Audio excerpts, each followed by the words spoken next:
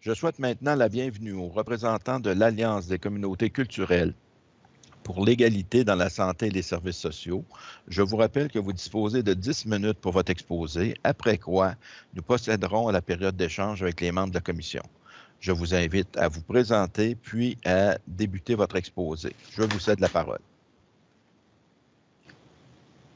Merci beaucoup. Alors, c'est Carmen González. Je vais faire la présentation et après ça, j'ai invité Jérôme à venir pour répondre et faire des échanges. Alors, je commence notre présentation en vous soulignant le fait qu'Access est le seul regroupement d'organismes de communautés non culturelles en santé et services sociaux au Québec et que ces interventions et programmes sont fondés sur l'analyse des demandes historiques faites par ces 136 organismes membres et partenaires ainsi que sur une profonde connaissance du terrain. Rappelons que la loi canadienne sur la santé stipule l'accès aux services de santé sans discrimination pour tous les citoyens canadiens, soit l'article 3. La politique canadienne de la santé a pour premier objectif de protéger, de favoriser et d'améliorer le bien-être physique et mental des habitants du Canada et de faciliter un accès satisfaisant aux services de santé sans obstacle d'ordre financier ou autre. Nous affirmons que le terme « autre » dans cet article inclut le statut des parents des enfants citoyens canadiens.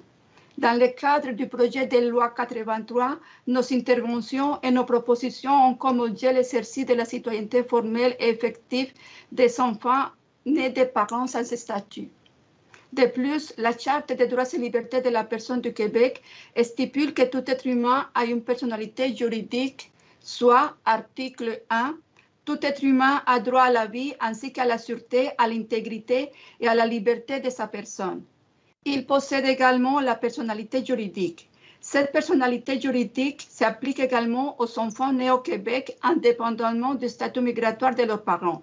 En conséquence, ils ont droit aux services de santé et des services sociaux inscrits dans la loi des services de santé et des services sociaux comme citoyens canadiens résidant au Québec.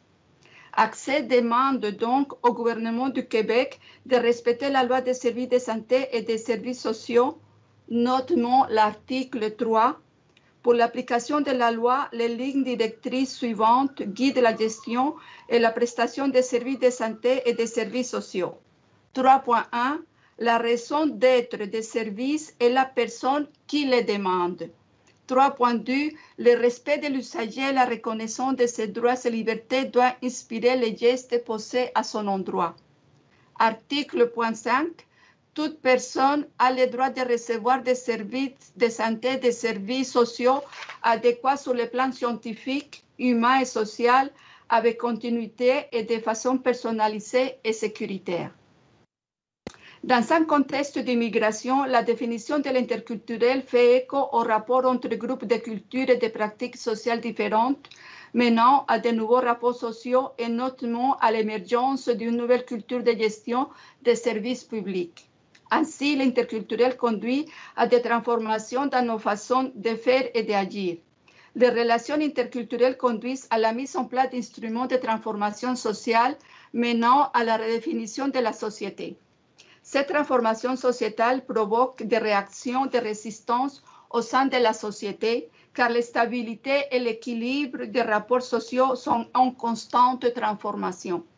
En conséquence, il ne suffit pas d'élaborer une politique, de dicter une loi, d'élaborer un plan d'action et de mettre en place des structures pour que les communautés non culturelles puissent les utiliser en toute égalité. Il faut que les M3CS, la santé publique et les réseaux de la santé gèrent et développent les réseaux différemment. C'est un changement de culture, un nouveau cadre de gouvernance, l'implantation de nouvelles pratiques de gestion et une nouvelle orientation de la formation du personnel et un nouveau cadre de recherche qui sont exigés ici, ainsi que le respect des engagements internationaux du Québec. Nous faisons ici la référence au Pacte international des droits économiques, culturels et sociaux, le PIDEX. Le Québec a adopté au mois d'avril 1966 le décret 1438 pour marquer son adhésion au Pacte international des droits économiques, culturels et sociaux. En adhérant à ce pacte, le gouvernement du Québec accepte de rendre compte de son application de façon périodique aux Nations unies. Il s'engage à adopter des moyens appropriés, en particulier des mesures législatives pour assurer progressivement le plein exercice des droits reconnus par ces pactes. Parmi ceux-ci, il y a les droits au travail et le droit de jouir de conditions de travail justes et raisonnables, le droit à un niveau de vie suffisant pour soi-même et sa famille, le droit de jouir d'un meilleur état de santé physique et mentale que l'on est capable d'atteindre, ainsi que le droit à l'éducation. Accès souligne aux parlementaires le libellé de l'article 12 du pacte. Les États partis au présent pacte reconnaissent les droits qu'a toute personne de jouir de meilleur état de santé physique ou mentale qu'elle soit capable d'atteindre. 2.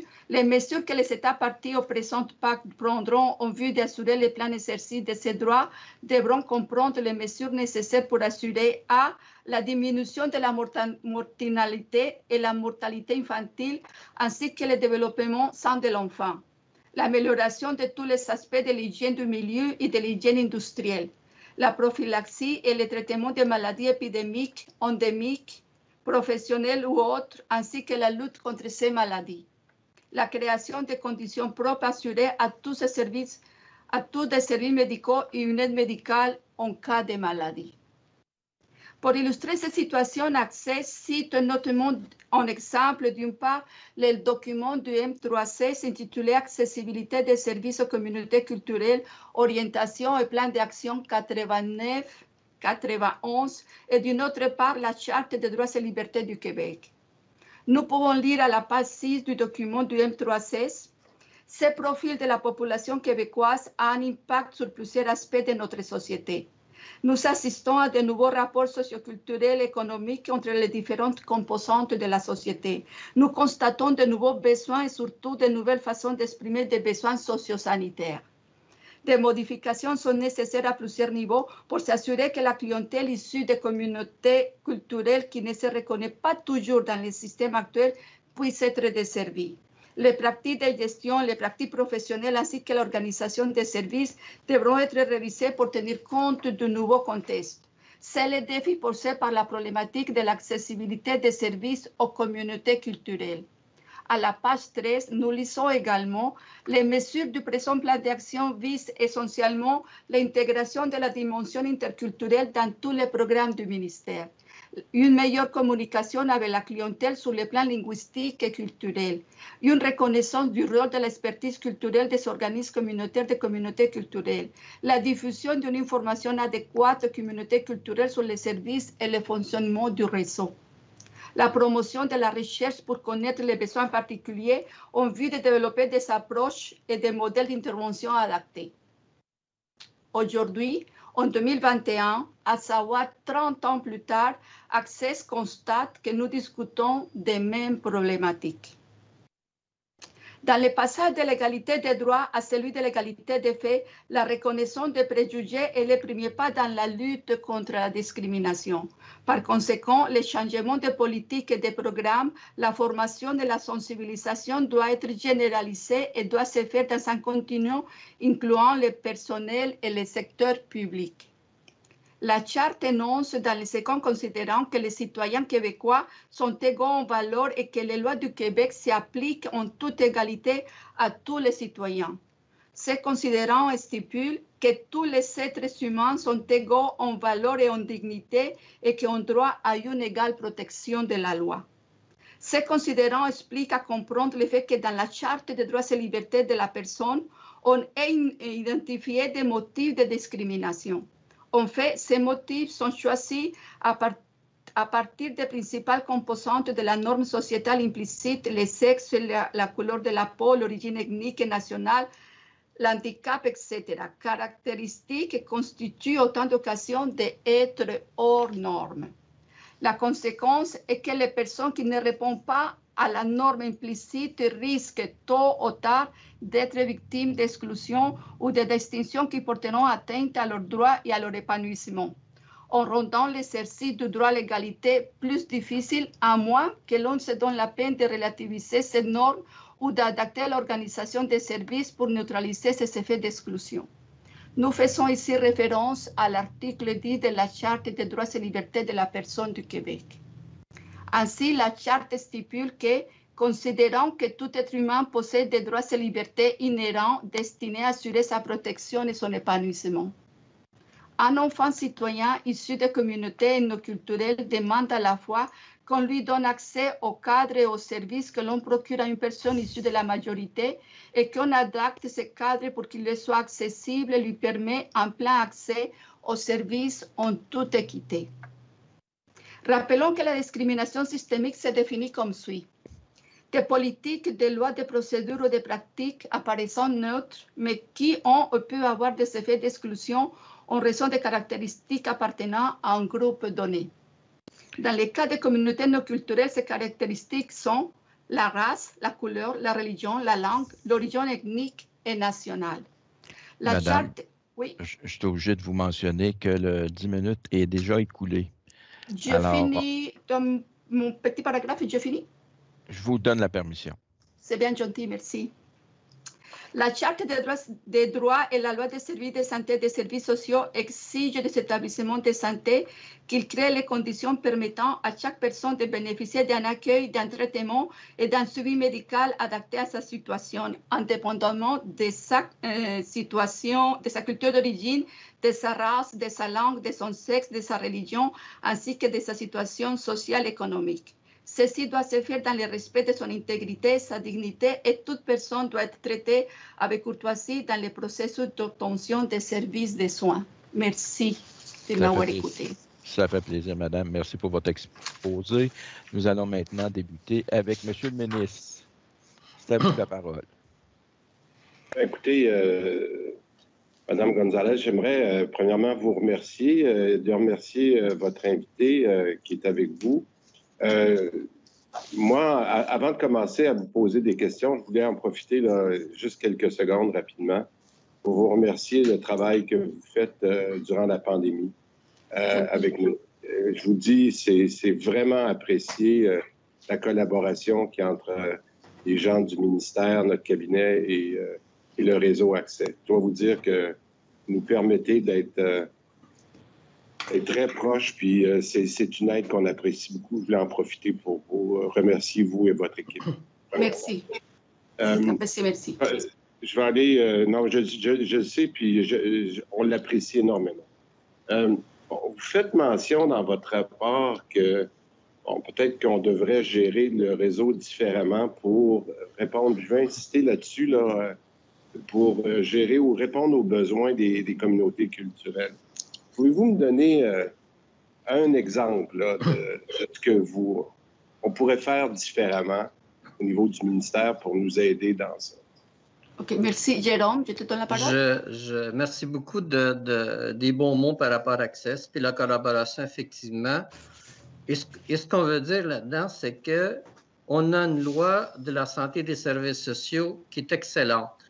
Mais c'est au niveau de l'application de cette loi-là qui pose problème. Lorsqu'on dit qu'on doit gérer le réseau différemment, ce qu'on signifie, c'est que lorsqu'on développe des programmes et des services, c'est qu'on tient compte du fait que dans la population québécoise, il y a des personnes qui ne comprennent ni le français ni l'anglais, qui ont une notion de la santé qui est complètement différente, qui ont une notion de la maladie qui était différente. Donc, c'est vraiment là, c'est que le personnel de la santé, que ce soit au niveau du réseau, que ce soit au niveau ministériel, qui ait une formation par rapport aux interventions interculturelles, qui ait un plan d'accessibilité. Vous savez, votre article 349 de la L4S qui dit que les établissements doivent développer des plans d'accessibilité au niveau des communautés culturelles. C'est ça qu'on signifie, c'est qu'il faut vraiment qu'on mette en place ces façons de faire-là. Vous parlez de la santé publique. C'est lorsqu'on a des crises en santé publique, c'est de s'assurer qu'il y a une communication au niveau des communautés culturelles pour qu'ils puissent comprendre les consignes. C'est ça qu'on veut dire. OK. Puis je pense qu'on l'a vu dans la pandémie. C'est un bel exemple. Vous faites bien de le rappeler, là, d'être capable de parler dans la langue des gens, puis etc. Là. Je pense que... OK.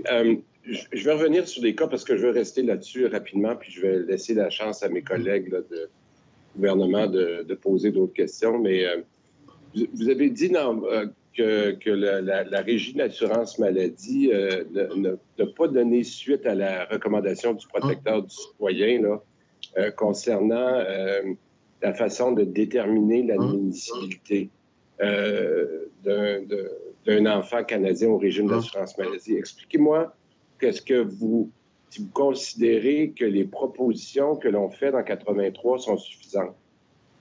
Et nous, dans 83, le problème majeur qu'on voit, c'est dans votre note explicative. C'est le fait qu'on doit s'engager à rester au Québec plus de 6 mois. C'est ça qui cause, en fin de compte, un problème. Et ce qu'on nous dit, la loi canadienne de la santé, comme on s'est référé, les enfants nés au Québec sont des citoyens canadiens. Ils ont droit aux services de santé comme n'importe quel autre citoyen canadien vivant au Québec, qu'ils soient nés de madame et de monsieur, de madame Lenoir ou Lebrun ou de monsieur Legault, ça ne change rien, là. C'est qu'il ne faut pas tenir compte de l'origine des parents. Il faut vraiment les traiter comme des citoyens, du fait qu'ils sont déjà des citoyens. Pour nous, c'est ça qui cause le problème majeur. Si d'emblée, dès qu'ils sont nés au Québec, ils peuvent s'inscrire à l'assurance maladie, ils reçoivent leur carte, ils reçoivent les services, pour nous, on est correct, on va vous appuyer. Mais si vous maintenez le critère de plus de 6 mois, nous, on trouve que c'est problématique. Et là encore, en fin de compte, vous créez une condition, un critère qui va les exclure, ces enfants-là.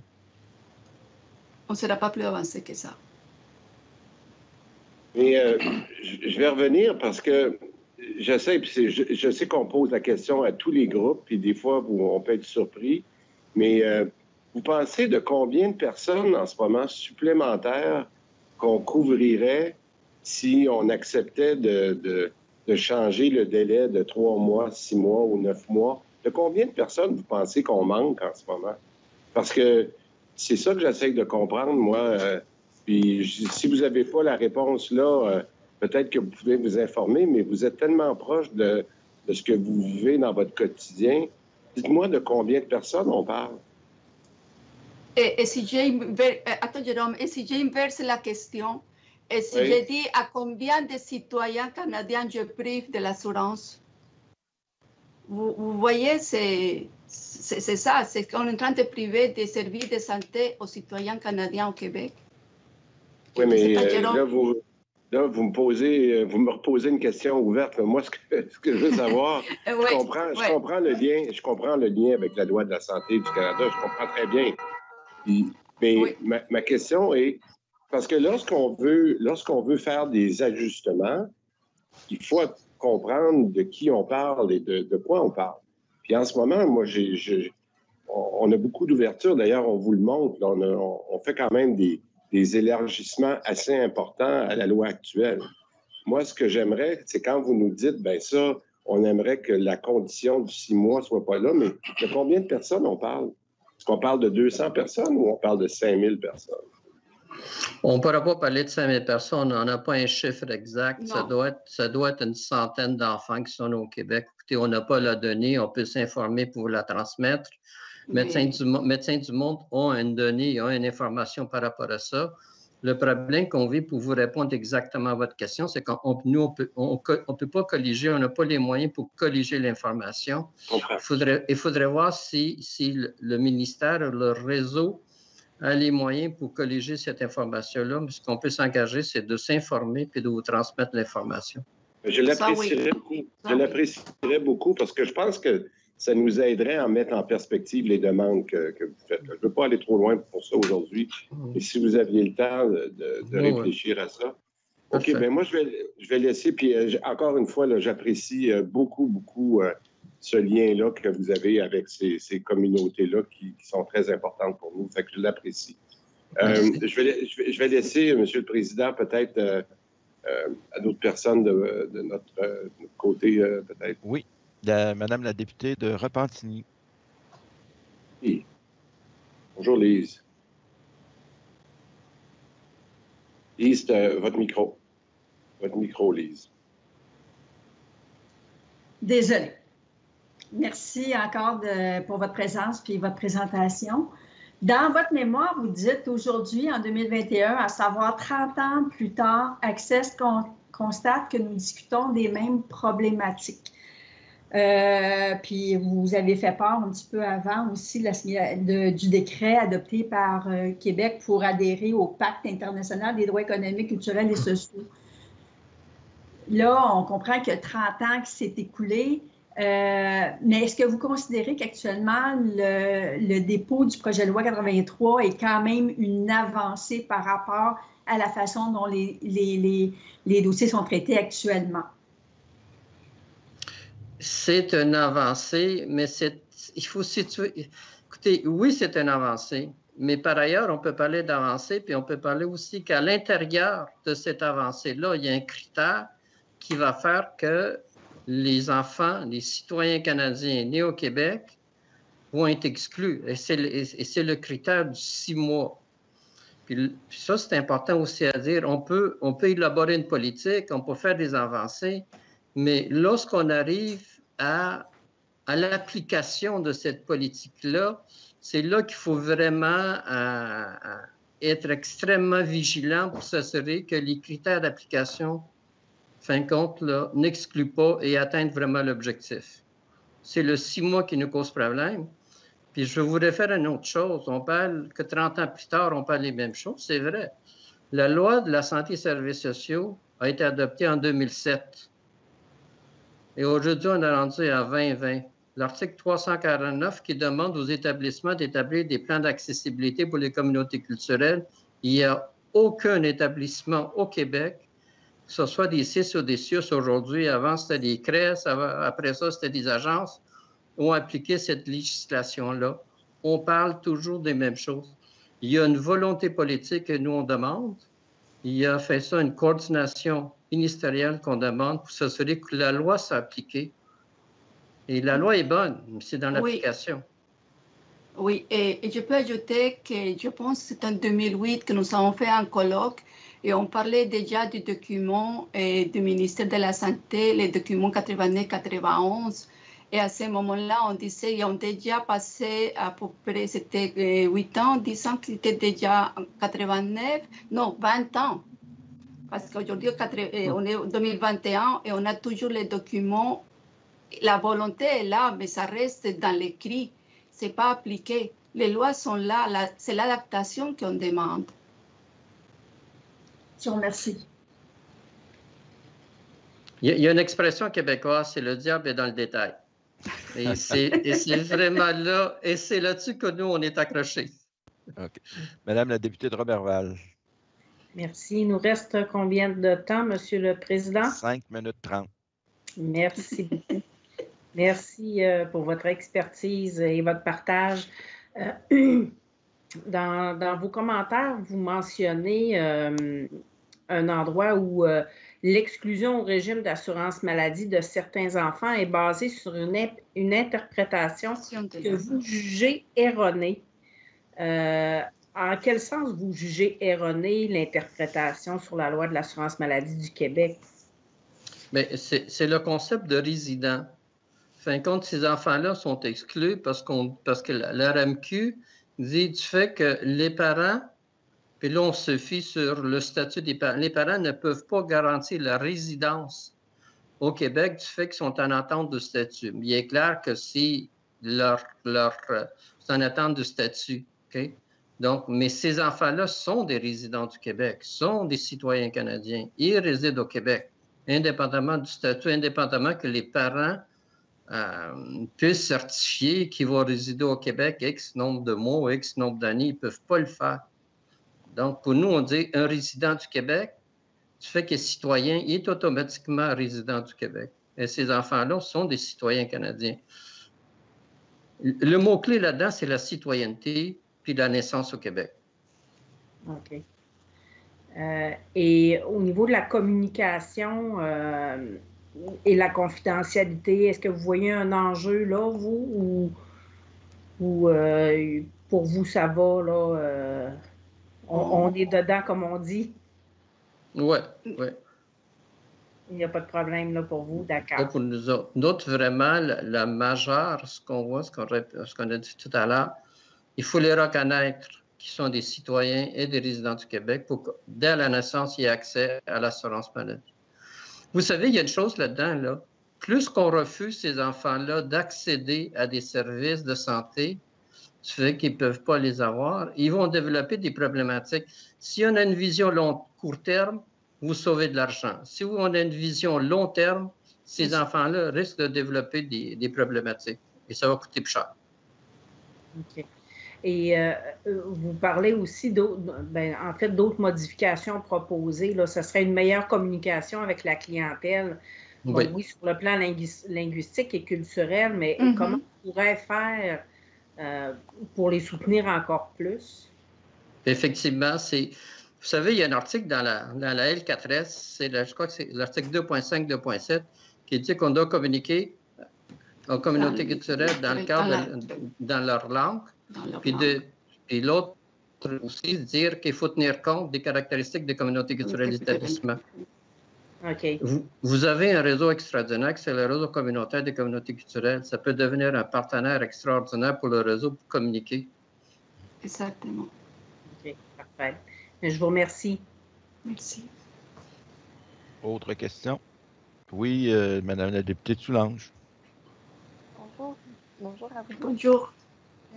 J'aurais plutôt une question concernant comment les médecins, comment le personnel de la santé pourrait être plus au fait des changements dans le réseau. Avez-vous des idées, des suggestions de comment on pourrait les rejoindre pour qu'ils puissent être au courant des nouvelles dispositions de la loi?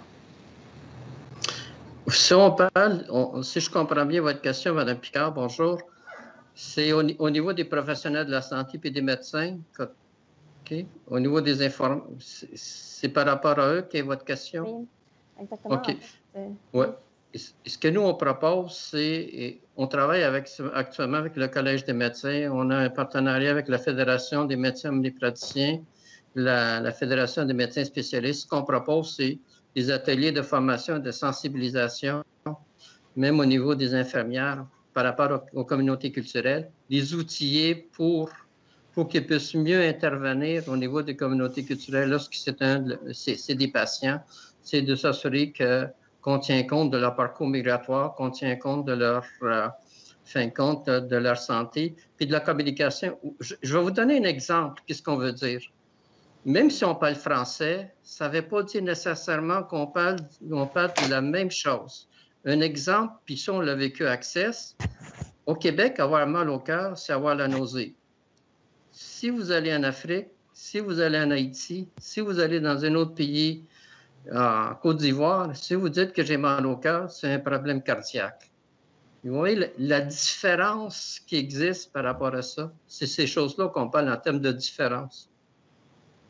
Est-ce que je peux ajouter quelque chose? Rapidement. Oui, en fait, je vous parle d'un exemple ici parce que c'est ça qu'on propose, mais quand on vit dans le quotidien, nous ici à COPSI, nous avons un groupe de aînés immigrants hispanophones. Alors, il y a quelques membres de ce groupe qui ne parlent pas du tout ni le français ni l'anglais.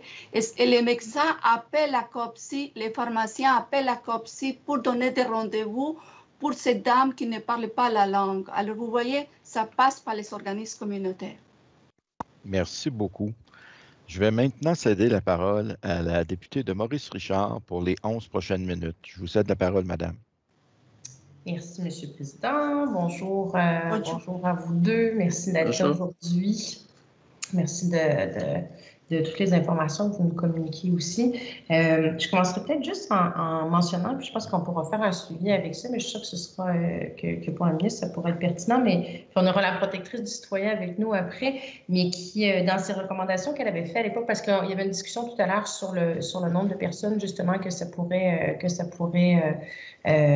concerner. On se rappellera que la protectrice, dans les recommandations qu'elle avait fait, justement, c'était de s'assurer que la RAMQ uniformise le traitement des demandes d'admissibilité. Puis c'est sûr qu'à chaque fois qu'il y a une naissance qui est déclarée au directeur de l'État civil, il y a vraiment un processus qui soit entamé. Donc, il y a une étude de l'admissibilité de l'enfant qui soit faite systématiquement sans égard justement au statut migratoire du parent, et que dans chaque cas, il y a une décision écrite qui soit communiquée également. Donc, je pense que ce sera certainement de bon augure de voir le suivi qui a été fait de cette recommandation-là de la protectrice pour voir où en est de quel ordre est le bilan, dans le fond, de combien d'enfants peuvent se retrouver dans cette situation-là.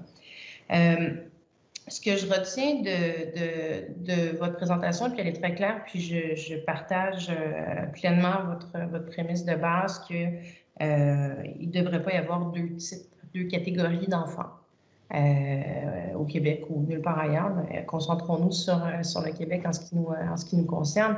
Ce que je comprends, ce que vous nous dites, c'est que le projet de loi tel qu'il est libellé, s'il n'y avait pas d'amendement qui était fait, il maintient cette problématique-là d'avoir possiblement deux catégories d'enfants au Québec, des enfants qui ont accès à l'ensemble des services, donc aux services de santé, et une catégorie d'enfants qui est née aussi sur le territoire québécois, mais de par le statut de leurs parents, n'ont pas accès aux mêmes services de santé.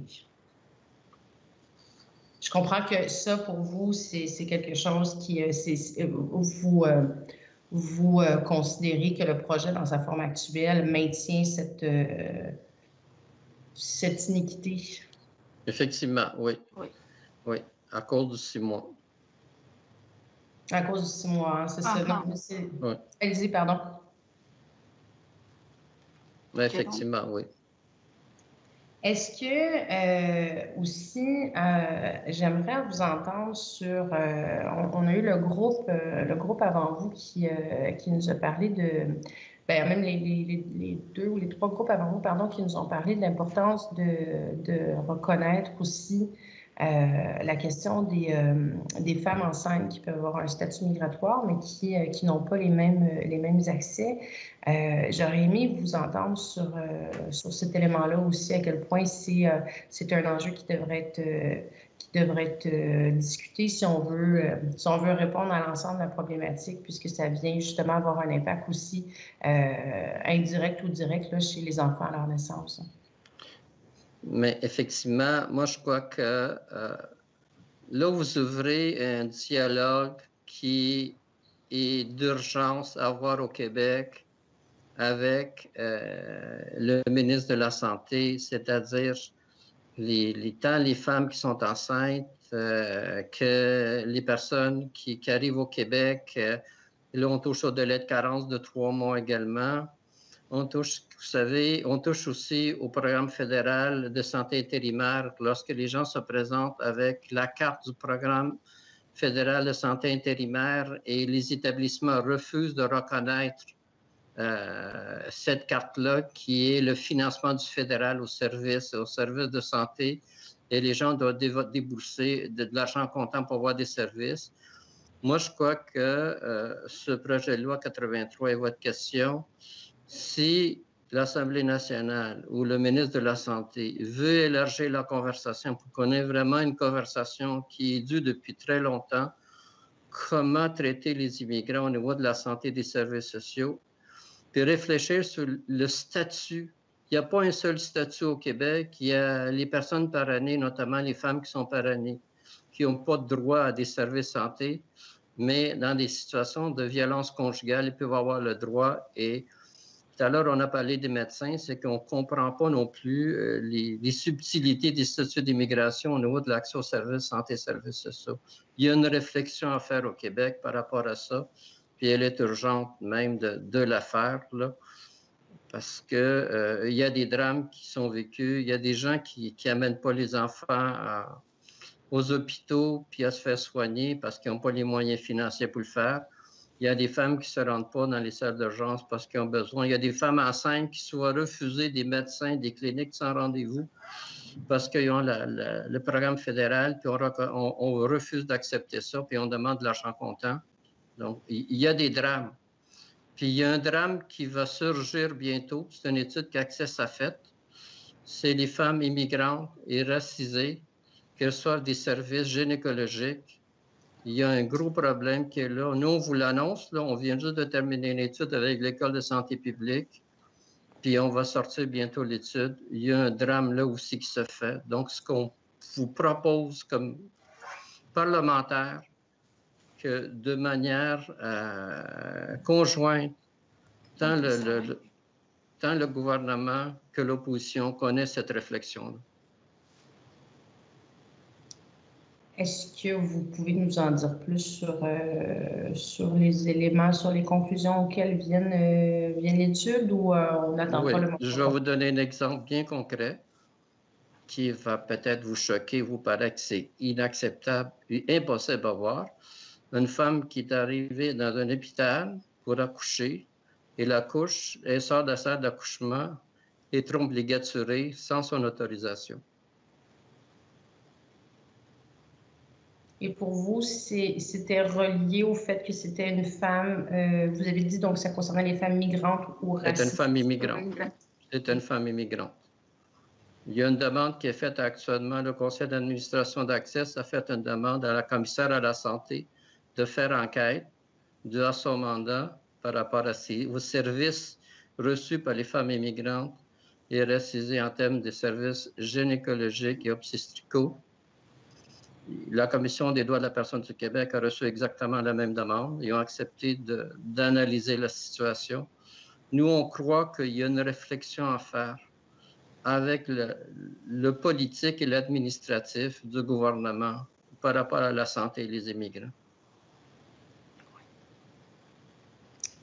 Je vous remercie de partager ça avec nous. Vous avez toutes les formations politiques en plus du ministre qui sont là pour vous écouter. Puis on va attendre avec impatience ce rapport que vous allez nous communiquer.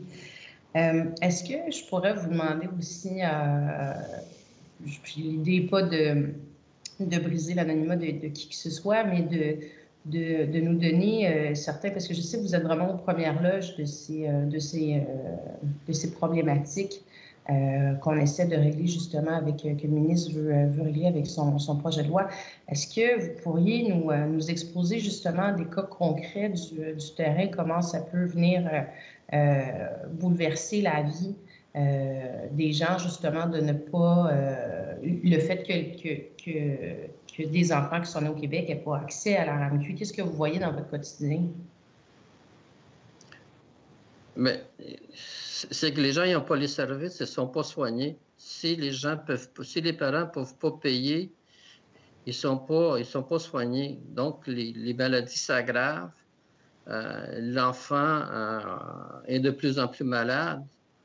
Puis, à un moment donné, si jamais ces enfants-là sont reconnus par la RAMQ, bien là, on doit traiter des maladies qu'on aurait pu régler au tout début. Ça devient des maladies graves. Donc, la santé des enfants sont aggravées. Et la situation aussi, il y a un problème psychologique qui arrive au niveau des parents. Vous savez, quelqu'un qui émigre, indépendamment de son statut, là, il émigre parce qu'il veut augmenter, il veut améliorer la situation de leurs enfants ou leur situation économique. S'ils voient que leur enfant est de plus en plus malade et n'est pas capable d'aller chercher des services, pour eux, c'est un échec au niveau de l'immigration. L'immigration, là, c'est pas un party là, de vendredi soir où une fois que les Canadiens ont gagné la Coupe Stanley et on se fait un gros party, là, on coupe les liens historiques, familiaux, culturels avec sa famille, son pays d'origine. On doit s'adapter à un environnement complètement inconnu. Il y a un stress migratoire, il y a des problèmes d'adaptation, il y a des problèmes de compréhension de la langue, de la culture, de l'intégration. L'intégration, c'est un long processus qui est difficile. Si votre enfant est malade et vous n'êtes pas capable de le soigner comme parent, vous vous sentez de plus en plus coupable. Et ça augmente les problèmes de santé. Et ça devient plus coûteux pour le réseau de la santé à un moment donné, en bout de piste, là. Parce qu'il y a une autre situation, c'est qu'il y a beaucoup d'immigrants, de demandeurs d'asile qui sont en appel, alors ils doivent payer les frais d'avocat. Alors quand ça s'ajoute une facture pour les médecins, pour leurs enfants, son enfance, ils vont essayer le plus de rester à la maison avec l'enfant jusqu'à quand la vie devient en danger, parce qu'ils vont garder les sous pour payer l'avocat. Je vous remercie de partager ça avec nous parce que puis l'idée pas c'est triste de savoir que dans une société riche comme la nôtre, il y a encore ce genre de situation. Puis ça, je pense qu'on en convient tous. Puis je suis convaincue qu'on va travailler tous ensemble les formations politiques pour faire du mieux qu'on peut pour que ni des enfants, ni des femmes, ni des familles continuent de se retrouver dans cette situation-là au terme du projet de loi du ministre. J'aurais une dernière question pour vous en terminant. Le temps est écoulé, Madame la députée. Merci. Je vais maintenant céder la parole au député de Laurier-Dorion. Vous disposez, excusez-moi, de 2 minutes 45 secondes. Oui, merci. Bonjour, Madame Gonzalez, Monsieur Giovanni. Écoutez, il y a plusieurs intervenants qu'on a entendus aujourd'hui qui nous ont signalé la complexité de la loi, la création de plusieurs catégories et également, en parallèle, la difficulté pour le système de santé d'offrir les bonnes informations, de posséder les bonnes informations, etc. Donc, des établissements qui refusent des gens parce qu'ils ne savent pas que ces personnes-là pourraient être admissibles au service de santé selon différents programmes, etc. D'après vous, cette complexité-là pourrait empêcher l'accès aux soins de santé pour des personnes à statut migratoire précaire? Oui, effectivement, ça l'empêche l'accès aux services. C'est à deux niveaux, là. Il y a l'information que la personne immigrante de la famille immigrante doit avoir et doit comprendre. Le réseau de la santé au Québec est extrêmement complexe. Nous, on intervient au niveau canadien, puis lorsqu'on parle à nos collègues canadiens dans les autres provinces, des CIS, des CIUS, des CLSC, des intervenants pivots, on doit passer par un omnipraticien pour aller à un médecin spécialiste. C'est extrêmement complexe. C'est de comprendre cette complexité-là qui est unique au Québec. Et ça l'empêche si elle n'a pas la bonne information adaptée par rapport à ça. Et malheureusement, nous, on a fait une demande au ministère pour qu'on organise ce genre de formation-là. Puis il y a l'autre problème, c'est au niveau des intervenants qui ne sont pas outillés, qui n'ont pas la bonne information par rapport au statut d'immigration, par rapport à la langue, par rapport à la communication. Donc, ça se situe à deux niveaux. Comme on dit, la loi est là, la loi prévoit ça, mais c'est au niveau de l'application. Est-ce qu'il y a un problème au niveau de l'administration du M3S pour appliquer cette loi-là? Les CIUS et les CIS nous disent qu'ils sont laissés à eux-mêmes et essaient de se débroussailler là-dedans. Donc... Et d'après vous, qu'est-ce qu'il faudrait est-ce qu'il faudrait davantage de formation, de campagnes d'information, ou ce serait peut-être plus facile une simplification de la loi? Non. Moi, je crois que si on parle de façon large, il faudrait qu'il y ait un signe du ministère disant on demande aux CIS, aux CIUS d'élaborer des plans d'accessibilité en santé et services sociaux pour les communautés culturelles, tel que c'est prévu dans la loi, d'offrir les ressources nécessaires pour le faire. Et là, on enclenche vraiment un processus où on va à la fois former les intervenants, tant au niveau de l'administration qu'au niveau de l'accueil des services et tout ça, outiller les communautés culturelles à travers les organisations communautaires. C'est ça que ça prend. Tout est là.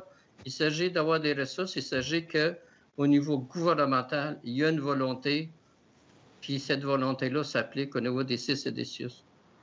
Merci beaucoup. Je vous remercie. Nous allons maintenant céder la parole au député des Îles-de-la-Madeleine. Vous disposez, vous aussi, de 2 minutes 45 secondes. Merci beaucoup. Alors, merci de votre présentation qui est très, très large sur le système de santé et vers la fin, là, vous abordez la question qui nous occupe dans le projet de loi actuel.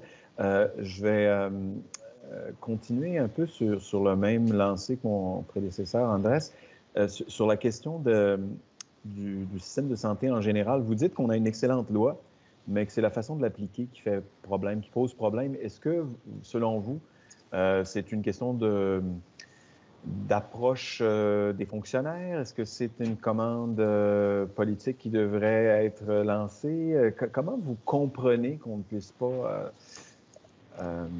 agir de façon à être beaucoup plus ouvert et donc d'appliquer la loi telle que vous l'entendez? Est-ce qu'on peut être franc? Oui. OK.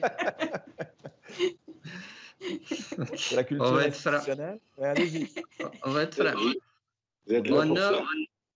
Ouais. Non, mais parce que, tu sais, je ne veux pas non plus offusquer ou qui que ce soit. Ne le mentionnez pas de nom. Écoutez, lorsqu'on rencontre le cabinet, Puis, on a des rencontres périodiques avec des conseillers politiques du ministre Dubé. On a rencontré le cabinet de Mme McCann, de M. Barrette, de Couillard, à peu près de beaucoup de gens. Il y a une écoute. Il y a une écoute, il y a une compréhension. On sort de cette réunion-là, puis on se dit, enfin, on a été écouté, il y a une compréhension. Puis lorsque la demande descend au niveau de l'administratif, c'est là que ça bloque. Il y a un blocage au niveau administratif qui fait qu'on se fait dire, bien, Access n'a pas sa pertinence, le réseau s'en occupe. Puis je vais vous donner un exemple très, très concret, qu'est-ce qu'on veut dire. En février 2019, on a rencontré le cabinet de Mme McCann et le conseiller politique et le chef de cabinet, le conseiller politique responsable des communautés culturelles et le chef de cabinet. On nous a demandé de soumettre un plan pour assurer l'accès à des services santé-services aux communautés culturelles. Le plan avait 4 volets. Il y avait les plans d'accessibilité avec les CIS et les CIUS. Il y avait toute la question de la vaccination, c'est-à-dire d'augmenter la littératie en niveau de la vaccination auprès des communautés culturelles, parce que la vaccination, ce n'est pas uniforme à travers le monde. Ici, il y a des lois, il y a des priorités. On avait soumis aussi là-dedans le 3e volet, ça touchait le programme de dépistage du cancer du sein et des cancers gynécologiques, parce qu'on les liait ensemble. Puis le 4e volet, c'était d'organiser des ateliers d'information, sensibilisation à travers nos organisations pour informer, c'est comment que ça fonctionne, le réseau de la santé, pour les outiller avec des outils multilingues et tout ça. Puis on s'est fait répondre plusieurs mois plus tard par une lettre que le réseau s'en occupait et que ce n'était pas nécessaire, qu'on voulait dédoubler le réseau. Qu'est-ce que nous, on disait? Voici le plan, on offre notre expertise, on veut travailler avec vous. Vous voyez là? Il y avait une écoute du niveau politique, ça a descendu au niveau fonctionnaire. Les fonctionnaires ont remonté ça au ministre, à la ministre de l'époque. Puis la lettre, c'était venue de Pierre Lafleur, disant, le sous-ministre de l'époque, disant, bien, on s'en occupe, merci beaucoup, c'est bien gentil, qu'est-ce que vous avez proposé? Merci beaucoup pour votre réponse et votre franchise, très appréciée par les membres de la commission. Je vous remercie pour votre contribution aux travaux de notre commission. Je suspends les travaux quelques instants afin que l'on puisse accueillir par visioconférence le prochain groupe. Merci beaucoup. Merci beaucoup. Merci beaucoup. Merci bien. Merci.